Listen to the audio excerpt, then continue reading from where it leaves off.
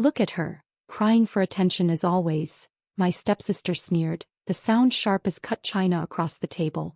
She snapped a video with that slow, satisfied smirk, like she'd practiced this exact moment a dozen times. Smile, baby, this is content.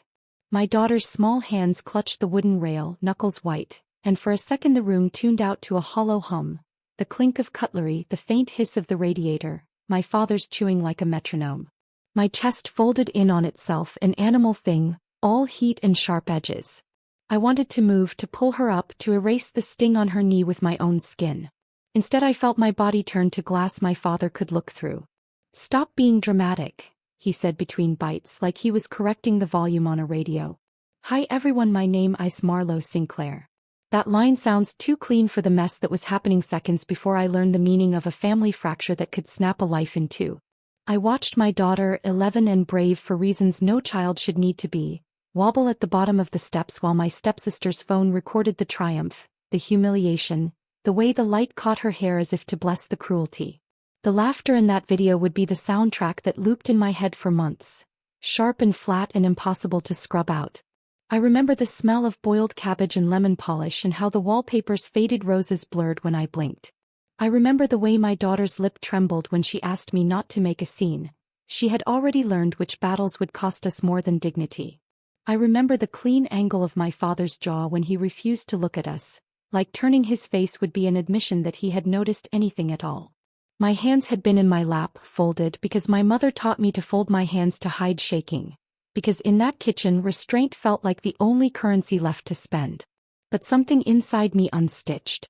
Not fury like the movies, no screaming, no glass smashing, just a splintering logic. If the people at this table could watch my child fall and call it a joke, then the family that protected them would not protect me. Protection, I thought, is a contract you must write yourself.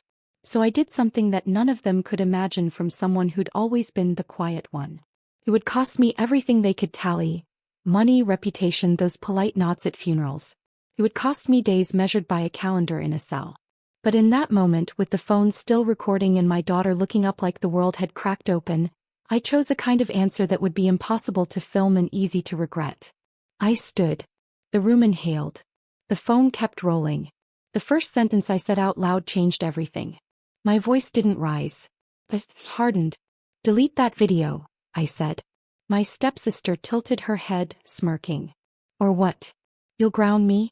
You're not even real family. She laughed and pressed play again, my daughter's cry echoing from the screen like a wound replayed. I looked at my father. His fork clinked against the plate. He didn't look up. I realized then silence could be more violent than words. My daughter's small voice broke through it all. Mom, can we go home? And something inside me answered before my lips did. Yes, baby, but not yet. The world slowed down. The wallpaper's roses seemed to wilt in real time. I could smell the burnt gravy, the perfume of my stepmother, cheap lilac and something metallic underneath. It smelled like performance, like rot hidden beneath lace. My father muttered, "We're not done eating." That was when I understood. This wasn't just dinner. It was an audition for cruelty. I took my daughter's hand. Her fingers were trembling, her little wrist cold and damp from tears. I said calmly, "We're leaving." My stepmother's voice sliced through the air. "Sit down, Marlowe. You're making a scene." A scene. That word. As if humiliation were theater and I was only allowed to watch. I turned toward her. "If you think this is a scene," I said, "wait for the ending." She laughed, thinking it was empty bravado. My father sighed, that weary patriarch sigh men use when their control starts slipping. But I was past control. I was somewhere colder, quieter, a place where clarity burns like frostbite. That night I didn't sleep. I replayed the shove, the cry, the laughter, the silence. I watched that video over and over until I memorized every pixel. The reflection of my father's face in the glass cabinet behind them. He wasn't eating. He was watching. Smiling faintly. By sunrise I had already made the first call. Not to the police. Not to a lawyer. To someone who owed me a favor from a lifetime I'd buried. And that was the moment the clock started ticking. Counting down to the 245 days that would erase everything they thought they owned. The man who picked up the phone that morning hadn't heard from me in 10 years. His voice was older, slower, but still carried that familiar gravel of someone who'd seen too much.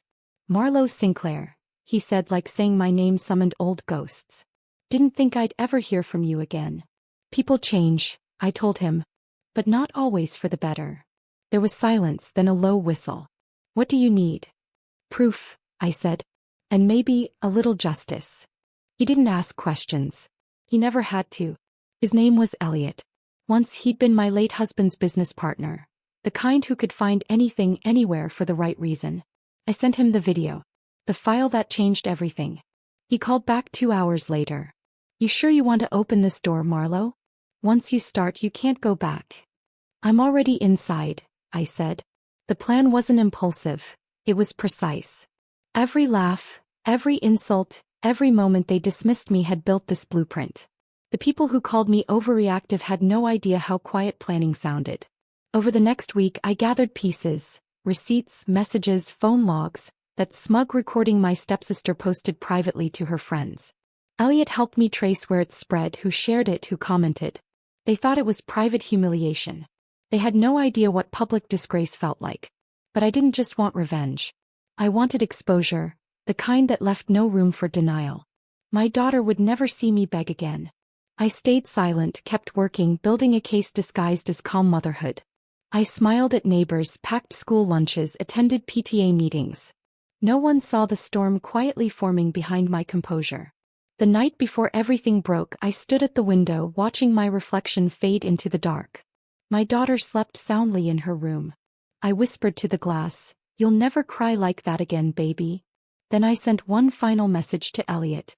"Tomorrow, 7 p.m. start the upload." The reply came in seconds. "Once it's out there, there's no undoing it." I typed back one word. "Good." At exactly 7 p.m. I sat in my car outside my father's house. The same house where my daughter's tears had echoed off the stairs. From the window I could see the familiar glow of the dining room chandelier. Too bright, too polished, too proud. Inside, laughter. Forks clinking. The same ugly symphony of denial. I pulled my phone out, my hands steady in a way that scared even me. Elliot's message appeared, "Uploading now." The file was titled "Family Dinner. Truth in Motion." The video began with my stepsister's laughter. The cry. My father's voice calling my daughter dramatic. My stepmother's smirk. All of it, crystal clear, unedited. But Elliot had added something they didn't expect. He'd layered in their private chats. The mocking texts, the voice notes, the comments about how she's too sensitive, needs to toughen up. It was all synchronized perfectly with the video. Frame by frame. Within minutes, it hit social media. The sound of my phone buzzing felt like thunder. Notifications poured in. Outrage, disgust, sympathy. Hashtags forming like wildfire. My father's company name trending. My stepsister's influencer sponsorships vanishing one by one. I didn't gloat. I just watched. Watched the truth do what silence never could. By the time my phone rang, I already knew it would be him. My father. "What did you do, Marlo?" he demanded, his voice cracking under the weight of exposure. "What you called dramatic," I said. "The world calls evidence." He cursed me, told me I'd ruined him. I listened to his fury like it was music. A song written in justice. That night, police cars lined his driveway. The neighbors filmed everything just as he'd watched my daughter being filmed. I saw my stepsister cry for the first time, not out of pain but out of consequence. I should have felt satisfied. Instead I felt nothing. Just an echo. Justice had a strange silence to it. I looked at my reflection in the car mirror. Tired, hollow, free. Then I whispered, "It's done." But it wasn't. Because the next morning they pressed charges. And I was the one they wanted in handcuffs. The knock came just after sunrise. 3 sharp hits, the kind that slice through sleep and leave your heart racing before you're even awake. My daughter stirred beside me, whispering, "Mom?" I pressed a finger to my lips. "It's okay, sweetheart." But it wasn't. When I opened the door, 2 officers stood on the porch, badges catching the pale morning light. "Marlo Sinclair?" "Yes. You're under arrest for defamation, cyber harassment, and unauthorized data release." My world froze. Not shattered, just paused, like a movie buffering at its worst moment. My father's influence ran deep. Deeper than I'd imagined. My daughter screamed as they cuffed me, her tiny hands gripping the frame of the door. I kept my eyes on her. "You're safe," I whispered. "Remember that. You're safe." They took my phone, my freedom, my name, turned it into a headline. "Mother exposes family, faces jail." The irony made me laugh, but only once, in the back of the patrol car, before silence swallowed everything again. Jail wasn't what I expected. It wasn't cruelty, it was emptiness. A world built from routine and regret. You learn the rhythm fast. 6 a.m. roll call, 8 a.m. breakfast, the hum of fluorescent lights that never dim. Nights were the hardest when memory crawled in like a cold wind. Sometimes I'd close my eyes and hear my father's voice. "Stop being dramatic." He was probably sitting in his lawyer's office, building walls of paperwork around his guilt. I imagined him watching interviews, denying, performing remorse like a man rehearsing a role. Elliot visited once. Sat across the glass divider, eyes heavy. "They're twisting the story," he said. "But public opinion's on your side. They can't keep you forever." "I don't want sympathy," I replied. "I want the truth to hurt the right people." He nodded. "It already is." I smiled faintly. "Then let them think I'm the villain. Sometimes the villain's the only one brave enough to act." When the guards led me back to my cell, I felt something strange. Not shame. Not fear. It was peace. The kind that comes when your chains tell the truth for you. 2 weeks into my sentence, letters began to arrive. Some were from strangers. Women who'd seen the video and whispered, "Thank you for standing up when no one stood for us." Some were from enemies. Relatives calling me a disgrace, telling me I'd destroyed the family's name. I pinned the first kind on my wall and burned the second kind in my mind. Every night, my daughter's drawings came folded in envelopes, bright suns and uneven hearts. "Mom," she wrote, "the mean girl at school said you're famous. I told her you're a hero." That line became my prayer. Elliot visited again. His eyes said what his words didn't. The case was turning. My father's company was under investigation. The evidence that leaked from the video had opened other doors, doors I hadn't even known existed. "You're not the only one on trial anymore," he told me. "How bad?" I asked. He smirked. Bad enough for him to know what humiliation tastes like. That night, I lay on my cot staring at the ceiling's cracks, each one like a road leading out of guilt. The women around me whispered stories. Mothers, sisters, daughters, each with a version of silence forced upon them. I realized I wasn't alone. My story was just one verse in a larger confession. I started writing, not for revenge but remembrance. Every page was a mirror, every word a step toward the door I would someday walk through again. Then one morning I was called to the warden's office. The air smelled like disinfectant and surprise. She said, "Your appeal went through. Sentence reduced. You're going home, Marlowe." I didn't cry. I just nodded. Walking out of that gate felt like stepping through fog into sunlight. The reporters waited, their cameras hungry. Someone shouted, "Do you regret what you did?" I looked straight into the lens and said, "Regret? No." But I learned that truth always demands a receipt. What I didn't tell them was that I had one last delivery left to make, and it was waiting in my father's mailbox. The house looked smaller than I remembered, or maybe I'd just grown taller in the silence of those 245 days. The paint was peeling, the garden dry, the laughter gone. My father's nameplate was still on the gate, but someone had scratched through it. The mark looked deliberate, like the universe signing off on poetic irony. I stood at the mailbox, envelope in hand.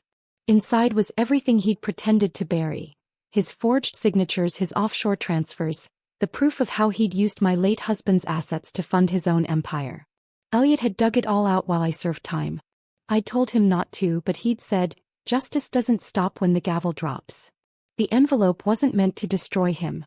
It was meant to end the performance. I slipped it into the mailbox, turned to leave, and there he was. My father, older, thinner, his arrogance cracked. "You've done enough damage," he rasped. "No, Dad," I said quietly. "You did." His eyes, once made of glass, now looked human for the first time. "You think jail made you righteous?" "No," I said, "it made me free." He stepped closer. "You ruined your family's name." I met his stare. "No. I just stopped pretending it was clean." Behind him, my stepsister appeared in the doorway. Her once perfect hair was a mess, her eyes rimmed red. You're proud of this, aren't you? She spat. I didn't answer. I didn't need to. She'd lived her whole life in front of a camera. Now she was finally out of frame. The wind picked up, carrying the scent of rain. My daughter waited in the car watching. I walked back to her, slow, steady, unshaken. Did you say goodbye? She asked softly. I smiled faintly. No. Some people don't deserve a goodbye. As we drove away, I glanced once more in the rearview mirror.